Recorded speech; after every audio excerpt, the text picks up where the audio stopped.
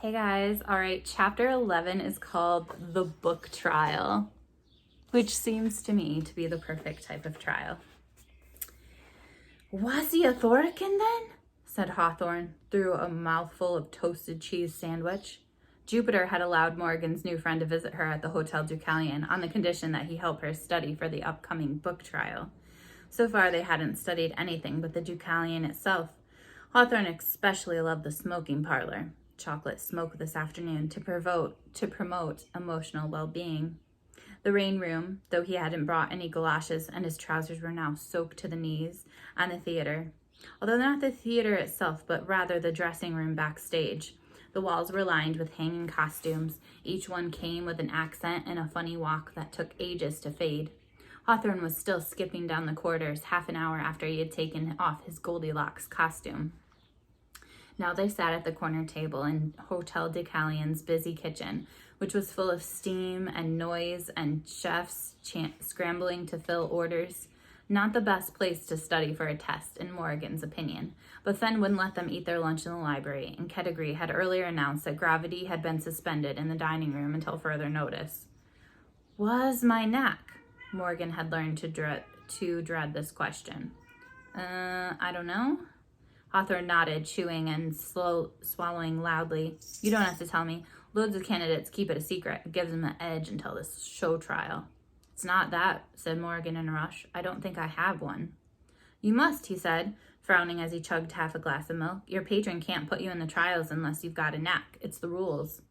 A thought still niggled at the back of Morgan's mind. Did her knack have something to do with the curse? She longed to ask Hawthorne's opinion, but she wasn't even supposed to mention the curse anymore.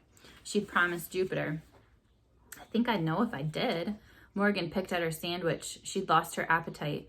It had been nice, she thought miserably, to have a friend for 5 minutes. Hawthorne would be better off befriending the dog-faced boy. Suppose he would, Hawthorne shrugged. He polished the last of his sandwich and opened up the textbooks that Morgan had borrowed from Jupiter's study. Should we start with the Great War? She looked up. What? Or do you want to save that until we've covered the boring stuff? Morgan tried to keep her voice tight to cover her surprise. So you still want to be friends? Yeah, duh. He made a face. Morgan felt her mouth twitch into a smile. Hawthorne was giving his friendship as if it meant nothing. He couldn't know that it meant everything. But we're supposed to be making valuable alliances and all that stuff they said at the wondrous welcome. Morgan carried their empty plates to the sink, narrowly dodging the sous chef as he rushed past with a dish of steaming mussels. She felt duty-bound to make sure Hawthorne understood. I doubt I'm a valuable alliance. Who cares, he said with a laugh, turning back his book. Morgan felt the surge of relief as she sat down again. I think we should start with the Great War because there's loads of blood and guts. First question, how many heads got chopped off in the Battle of Fort Lamentation in the Highlands? No idea. He held up a finger. Trick question. The Highlands clan don't chop off heads in battle. They chop off torsos, hang their enemies upside down, and shake them until their guts fall out. How nice, said Morgan. The Free State really was a very different place from the Republic. Hawthorne rubbed his hands together, his eyes shining. He was only getting started. Next question. Which famous Sky Force pilot was roasted to a crisp by an enemy dragon during the Battle of the Black Cliffs? Ooh, and bonus question. Which tribe or cliff-dwelling savage gobbled up his toasty remains when they fell out of the sky? A week later, Morgan walked to the long driveway to the Proudfoot house for the second time, once again fighting the urge to turn and run. The bare, black-trunked trees lining the drive seemed even more menacing this time. Against the pale sky, their spindly branches were like spiders looming above her, ready to pounce. Nervous? Asked Jupiter. Morgan's only answer was a raised eyebrow. Right. Of course you are. You should be nervous. It's a nervous sort of day. Thanks. That makes me feel loads better. Really? No. Jupiter laughed, looking up at the patches of gray sky through the tree branches. I meant it in a good way. Your life is about to change, Mog. Morgan. In a couple hours, you'll be one step closer to getting your little gold pin. And when that happens, the world will open up to you. Morgan wanted to take heart from his confidence. She really did. She wanted desperately to feel that she could do this. If even a fraction of Jupiter's belief in her was justified, she could have colonized the moon and cured every disease in the realm by summertime. But it was no good, because she still hadn't figured out whether or not he was a madman. The written part's the hardest, said Jupiter. 3 unseen questions. Total silence. Nothing but paper, pencil, and a desk. Just take your time, Mog, and answer honestly. You mean correctly? Morgan asked, confused. Jupiter didn't seem to hear her. Then there's the oral component, but it's nothing to worry about, just a little quiz. More a conversation, really. Again, take your time. Don't be afraid to make them wait. The elders want to see what you're like. Just be your charming self and you'll be fine. Morgan wanted to ask what was charming self he was talking about and whether he'd perhaps confused her with some other Morgan Crow he met somewhere. But it was too late. They reached the Proudfoot house and patrons weren't allowed into the examination hall. She was on her own. Good luck, Mog, Jupiter said, punching her lightly in the arm. Morgan joined the stream of candidates climbing up the marble steps. Her feet felt leaden. Go forth and conquer. The examination hall was the biggest room Morgan had ever been in, filled with row after row of rectangular desks and straight-backed wooden chairs. Hundreds of candidates filled in, one after another, sat silently as wondrous society officials handed out booklets and pencils. Morgan craned her neck to spot Hawthorne, but no luck. The desks were allocated alphabetically, and she supposed he was all the way back in the S section.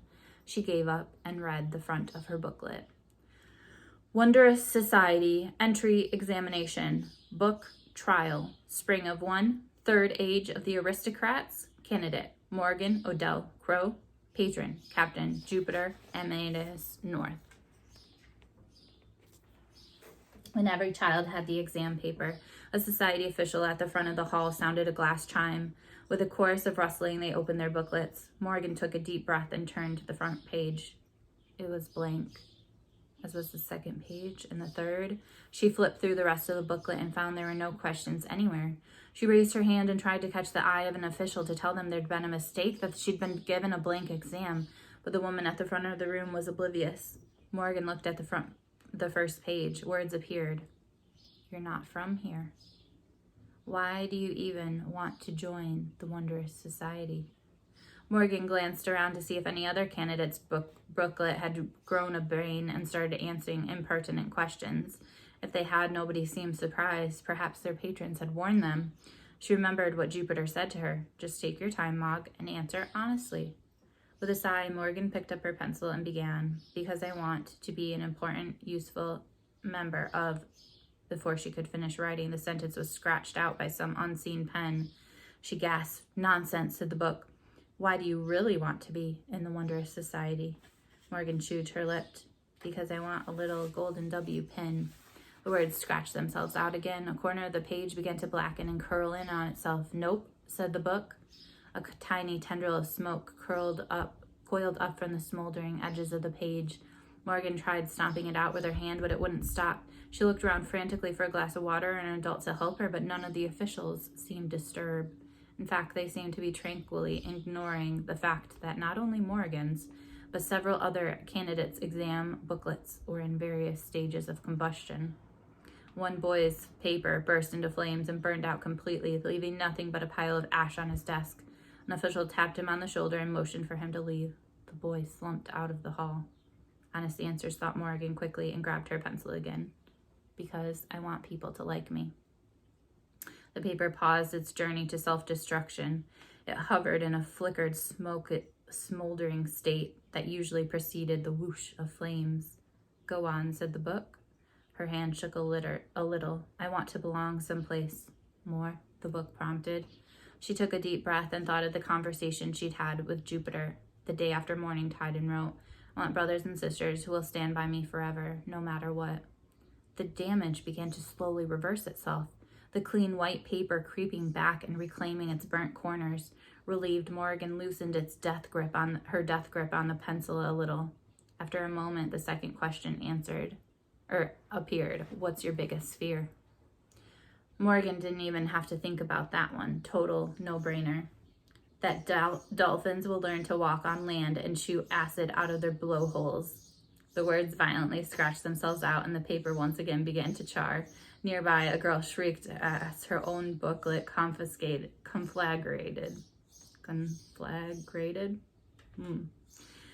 She was sent out of the examination hall with singed eyebrows. Morgan racked her brain as the corners of her book turned to ash.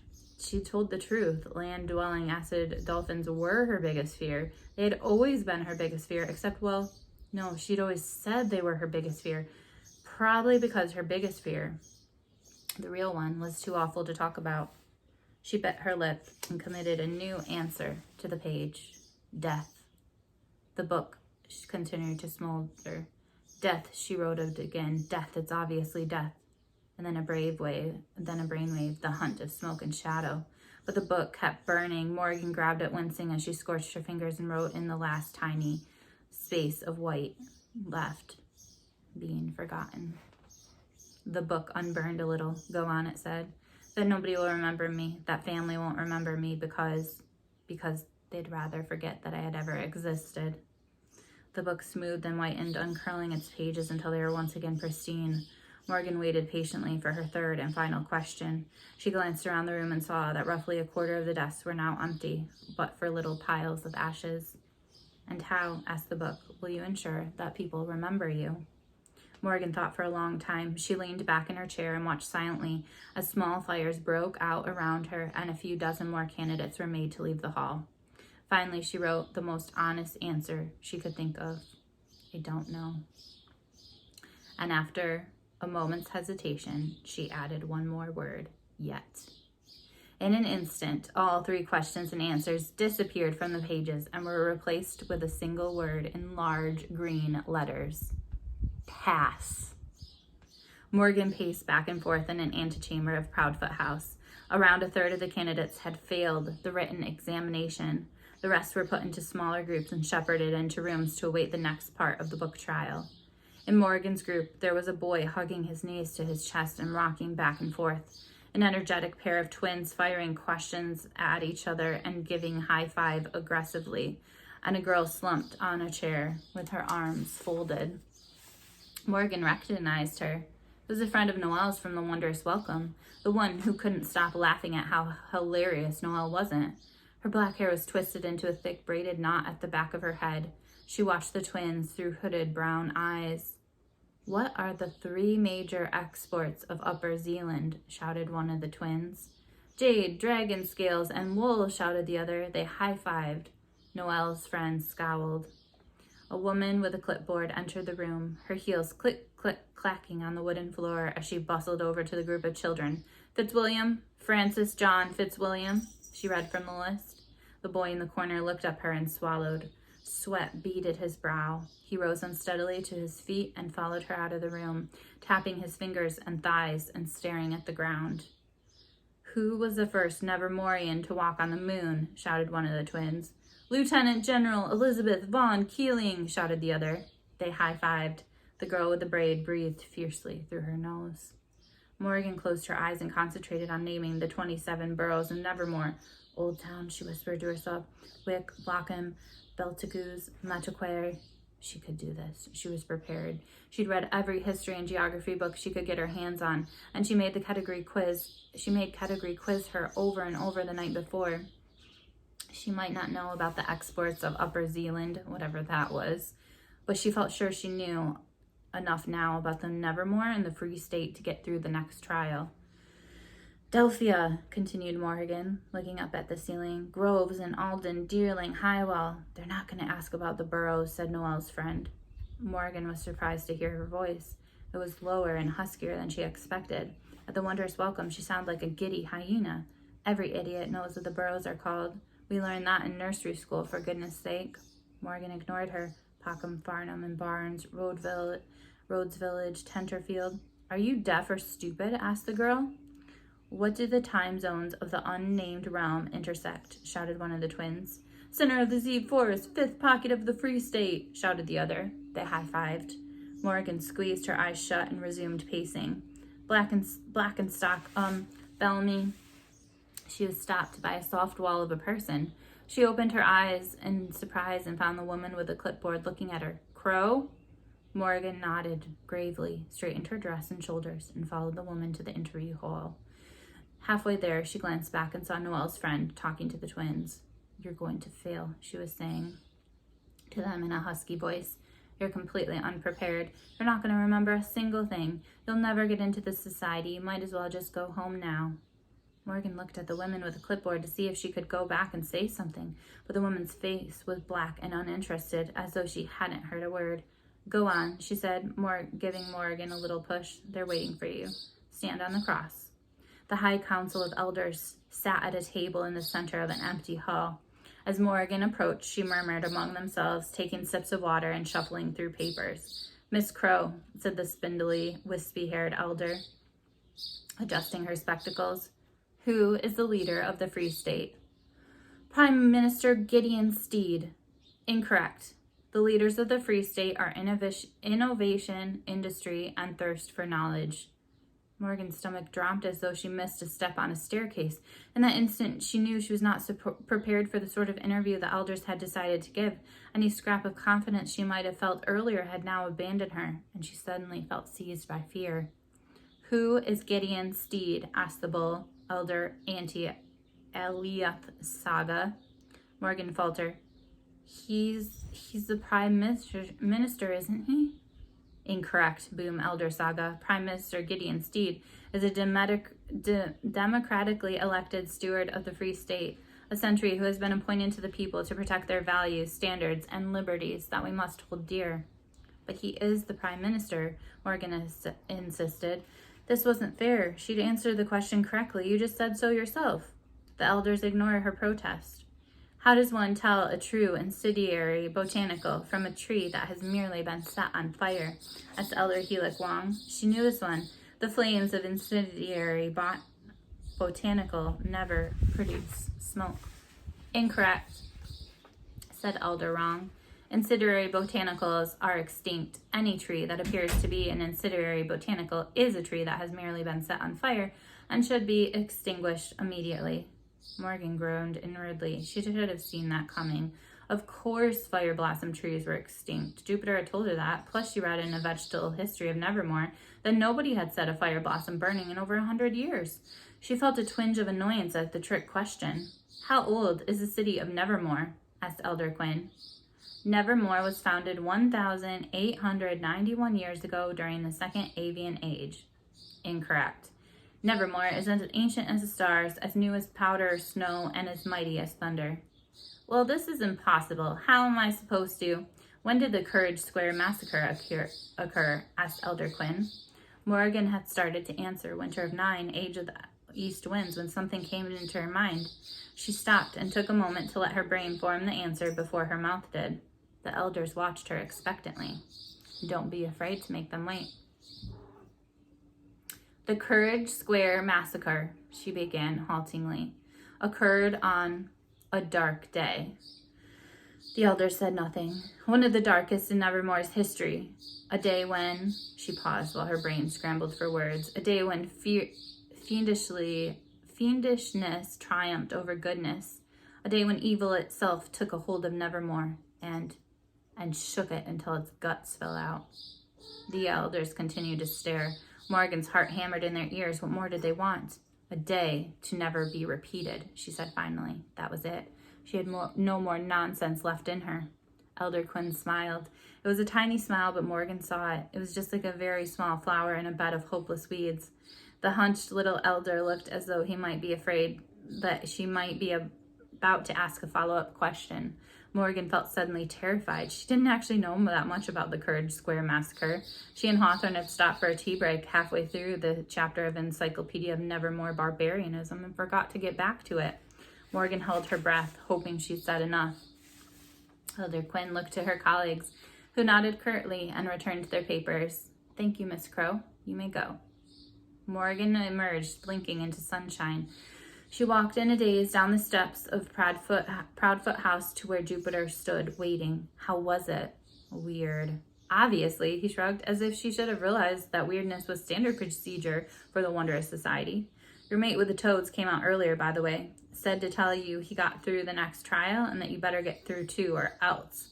Then he and Non Dawson had to rush off to a dragon-ride training session, and I had to pretend to be completely jealous of an 11-year-old boy who gets to ride dragons. So, did you get through? Morgan held up the letter she'd been giving, still not believing it herself. Congratulations, candidate, Jupiter read aloud. You have proven your sincerity, reasoning, and quick thinking, and may proceed to the next round of trials for Unit 919. The chase trial will take place at noon on the last Saturday in summer of 1. Details to follow. I told you, didn't I? I told you, didn't I tell you you'd do it? Well done, Mog. I'm chuffed.